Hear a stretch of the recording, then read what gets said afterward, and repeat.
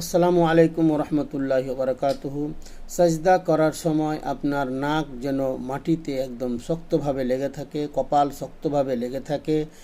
তারপরে আপনার দুটি হাতের তালু যেমন মাটিতে শক্তভাবে লেগে থাকে, কিন্তু আপনার হাত পুরো উঠে থাকবে মাটি থেকে, কিন্তু তালুটা হাতের তালু এবং আঙুলগুলো স্বাভাবিকভাবে থাকবে।